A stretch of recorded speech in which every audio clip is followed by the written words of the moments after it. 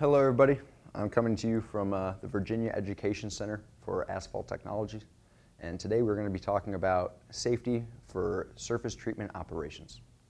We're going to start with statistics, go on to why we need safety, traffic control in work zones, other hazards, backing and blind spots, rear end hazards, distractions, and then what you can do to avoid these hazards. So my name is Alex Novinc and I am from Slurry Pavers. I've been in the safety industry for about 7 years. We're going to start off with a quiz. So in your head, I want you to spell out a couple words for me. Shop, top, flop, drop. What do you do at a green light? How many of you said stop? Now that's called cognitive priming. This is something used by hypnotists to control people's behavior. So if we can do it so easily in that situation, why can't we do it for everyday operations and safety? Workplace fatalities. 29 Virginia workers have died on on-the-job related injuries and illnesses in all of 2015. More than half of those deaths occurred in general industry, with 9 of the 29 in the construction industry, typically caused by struck-by hazards. The primary cause of worker fatalities from 2005 to 2014, 48% have been runovers or backovers, 14 vehicle or equipment collisions, and 14 caught between or struck by hazards. So we want to keep the public safe. The primary function of temporary traffic control is to provide a reasonably safe and effective movement of road users through and around the temporary traffic control zones while reasonably protecting road users, workers, responders to traffic incidents, and equipment. Of equal importance to the public traveling through the work zone is keeping the safety of the workers in the work zone. Temporary traffic control work zones present constant changing conditions that are unexpected to road users. The road users are in rural areas. They drive the road every day the same way. They don't expect us to be there changing the lanes or changing the road conditions. So we have to properly alert them to the hazards they might be facing as they come into the work zone. Awareness of road conditions. So naturally with surface treatment, the road conditions have changed. This means the public and the company performing the work must drive differently than they would on a normal asphalt highway. All vehicles should probably slow down to accommodate these changes. You have loose gravel conditions, which a large truck passing by another vehicle can throw loose debris at that vehicle, causing damage to the vehicles, or even startling the driver, causing them to lose control of their vehicles. So make sure to maintain a slower speed when passing the road users. We're at risk every day on the roads because we're naturally in an unsafe environment because we can't control the motoring public driving through. You have the risk of drunk drivers, sleepy or impaired drivers, aggressive drivers, distracted drivers, disabled vehicles, and confused drivers. Traffic uncontrol. As you drive through a work zone, you have to say, is this work zone confusing? Before I came to Slurry, I knew nothing of work zones or construction. So I try to go back every time I drive through a work zone, go back to that inexperienced me, that 16-year-old me that's driving through. Am I going to be concerned, confused, or not know where to go when driving through a work zone? Unfortunately, these are two things that I see way too often, is a sign not being properly posted. You have the left part falling off. It could fall off completely, and then people think the right lane is closed, and they drive right into the left lane that has all your employees in it. Or this flagger sitting down in the grass with their stop slow paddle sitting in a cone. Fortunately for us, in Virginia, we have the Work Area Protection Manual, which is a great document with plenty of typical applications for setting up a work zone correctly. One of the things that we can do to avoid issues like this is having a supervisor or an experienced traffic control technician drive through the work zone, seeing if there are any hazards like this. Obviously here, you have your left lane that's closed, but this dogleg sign is facing the wrong way, which can be confusing to drivers. Or this roadwork sign that's just turned on its side. But having somebody drive through the work zone before can correct these hazards. What about this one? They may have set up the sign thinking, oh, well, you can see it just because they were on that side of the road. But then you come through and drive through the work zone and realize, no, that tree is blocking the sign completely. And that's a simple fix. Move it right in front. This is one of the issues I have regularly, is you have a group of guys standing here right next to your open lane of traffic, not paying attention, looking at each other. Nobody's looking at cars that are coming towards them. And all it takes is one of those cars to be texting, distracted, swerve a little bit over to the left, and these cones right here are not going to save these guys. So we already work in a very hazardous environment. Why are we trying to increase the hazards by being as close to the live lane as possible? This is a similar situation. Here they have a water cooler filling up their water. Now here's the live lane, and the closed lane is where they're working. Why would he want to put himself that close to traffic with the risk of maybe somebody swerving over a little bit and clipping him with their mirror? So the best thing to do is be able to move that water cooler over to the side and try to keep your employees as far away from that open lane as possible. Here's an issue too. So obviously you have a large dump truck with a blind spot and another large piece of equipment. The last thing you want to do is move between there. That is the biggest example of a caught between hazard that I could ever see. There's no need for an employee ever to have to go between there. Be aware. So you see this picture, what hazards could be present? Power lines. You see the power lines running up and down the road. You have a dump truck that's elevated. You see this too many times where a dump truck's going down and hits a power line or an overhang or a bridge. This is a perfect situation for a supervisor to be able to drive through the work zone and mark anywhere where there might be a lower bridge or power lines or a low-hanging tree to notify, hey, when you come up to this intersection, make sure you lower the bed because there's a power line through it. Other hazards. Dump trucks are large, so people will walk behind them and you can hide behind a dump truck pretty easily. Now, when we first started doing surface treatment, this was one of the scariest things that I saw. This employee leaning through the rails to adjust the gates, to adjust the flow of the stone.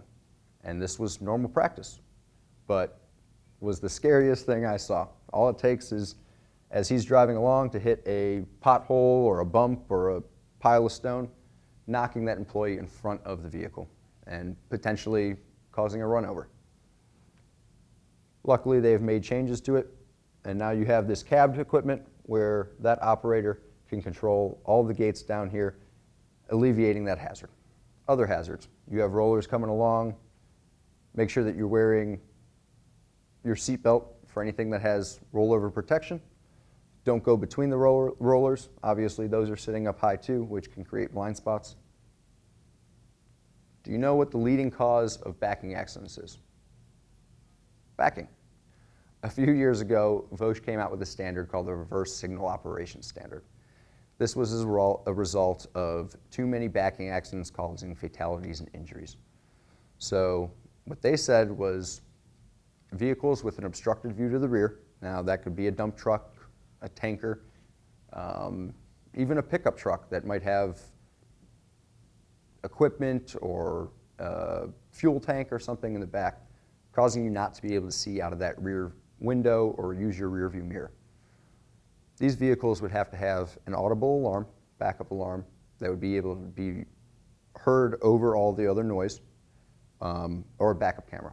If you do not have a backup camera, then use a spotter. If there's no spotter present, then do a physical search of the area. Even if you have a backup camera, it's still a good idea to see what's behind you yourself and to have somebody spotting for you. But all these things have to be used together. Backing is a process. Avoid it if you can. We try to tell our drivers, instead of backing down the road, go up, make 4 right turns to get right back where you need to be. Use all the tools that you have. You can't just use one. I had an employee that said, I'm just not a camera kind of guy. Well, safety needs to evolve with the hazards that we have present. Use the mirrors, use your cameras. If you use them all together, then we might be able to eliminate these accidents. Slow down. Take your time when backing. It's different than driving forward. Know your blind spots, do a walk around, and remember that conditions can change constantly. You may have looked right behind you and then reached down to grab something. Somebody could have walked behind your truck right as you're about to back up. So sound the horn while backing. Blind spots. So we have outfitted our dump trucks with these cameras. Now, Unfortunately, it may make it more visible to the rear, but you have this monitor right here and a radio on top. And most of these larger dump trucks sit up higher. And what people seem to forget about is people passing in front of the vehicles. You have a large vehicle, shorter employees might not be able to be seen if they walk in front of the vehicle. So always, if you're going to walk in front or behind, make eye contact and make sure that the driver acknowledges you before you do. So know your blind spots. NIOSH has these handy blind spot diagrams that for many pieces of equipment and vehicles so that you can know the blind spots of the equipment you're using. As you can see with these two vehicles, the gray area is the blind spot, that due to the size and visibility in the vehicle, you can't see those areas. Now, fortunately, you can put mirrors on these vehicles, and the area that you can see with your mirrors is the area indicated with the yellow chevron. As you can see with the Sterling, there's far more visibility than there is with the Ford. So you want to try to pick equipment that gives you the most visibility for where you are. Maybe you need to just add more mirrors to the Ford. Whatever you can do to make your employees and the motoring public safer. This is a great picture because a lot of people are motivated by family. They have kids, wives, husbands, and this helps make it real for them. So you get in your car, you check all your mirrors, it looks clear. But then you look at this outside view and you have 15 kids hiding behind the vehicle. So it's always important before you drive is to do a physical search of the area. You never know. There could be a bicycle, a kid behind your vehicle, and you want to make sure that that area is clear before you back up. Rear end crashes. In the last 12 months, 1,277 of the 2,477 of work zone crashes were rear end collisions, causing 747 injuries and 68 deaths. Rear end accidents are, for the most part, preventable. Typically, these accidents are caused by driving unsafely for the road conditions or being distracted while driving. So remember to stay alert, minimize the distractions, always keep your headlights on. There's a reason why cars have daytime running lights. Pay attention to the road. Watch for brake lights and traffic around you. People are too concerned with the vehicle in front of them, and they might just be waiting for those headlights to turn on. Well, that person might be slamming on their brakes at the last second because they were distracted. Try to look a couple cars in front of you to see what hazards could be approaching. I also try to not drive behind larger trucks because I want to try to keep my visibility as best I can and look down the road to see if there are backups. Use your turn signal. Merge into the proper lane as soon as you can. I'm sure we've all been sitting in traffic and there's a construction zone a mile up the road and it says right lane closed, merge left. So left lane is backed up all the way, but people are still zooming by you in the right lane to try to get over and cut in front at the last minute. Now, that increases your risk for an accident. It's easier to just get in that left lane and let traffic flow. Don't tailgate and obey the posted speed limit. That's the safest way to drive. And you have to remember to reduce your speed if road conditions change. If there's rain or snow on the ground, obviously you need to increase that following distance so that you can react in a timely manner. And expect the unexpected, because accidents aren't planned. They're accidents. They're unexpected. Cell phones and texting. Obviously, cell phones have caused accidents to go up because we are so connected to them. Whether you're texting or trying to find a song to listen to, they cause you to be distracted from the 1-ton steel box that you're driving at 65 miles an hour. This is the mental distraction rating system. So if you're in the car, you have multiple distractions, and they're listed of severity. So you have listening to the radio. Pretty much everybody listens to the radio or an audiobook while they're driving. This is a minimal hazard. You can pay attention to the road, your mind and your body is focused on what you're doing. I don't know if anybody's like me, but I also turn down my radio whenever I'm backing up just to focus in a little bit more. You have moderate danger. You have, the DOT made it mandatory for commercial drivers to use hands-free devices when driving to reduce cell phone use.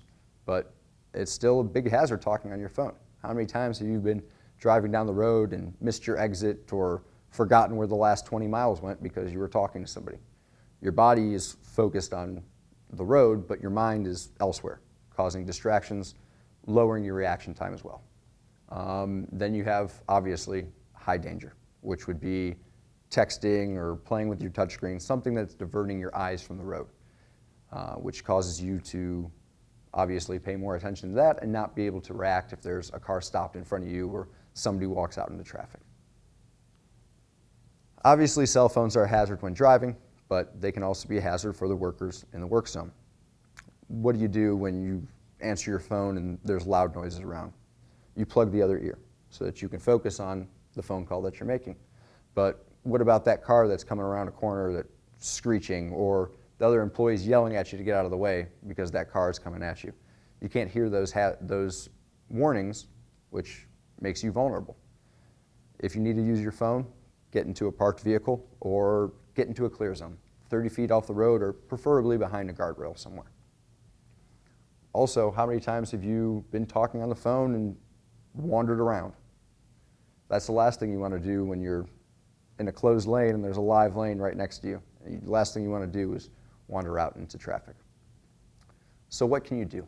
Encourage open communications between everybody, the employees, the supervisors, the inspectors. Whoever notices something that's unsafe with the job, bring it up. Maybe somebody else didn't notice that. Emphasize the value of safety over speed.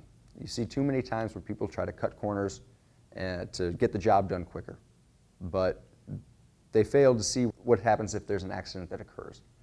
Then you have your operation is halted, equipment could be damaged, employees could be hurt. There has to be an investigation of what goes on. So maybe that 5-minute thing that would have saved you 5 minutes is now going to hold you back 2 hours. So safe and steady. Point out the hazards to employees and supervisors so they're aware. Many supervisors or new employees may not know the hazards that are present. And how are they supposed to know if nobody's informed them? So make sure everybody's aware of the hazards that are out there on the job. Don't be afraid to say something. I encourage all my employees to speak up, whether there's near misses or safety issues that they see on the job, because maybe it's something that I never noticed before, and it's something that we should correct to make the job safer for everybody.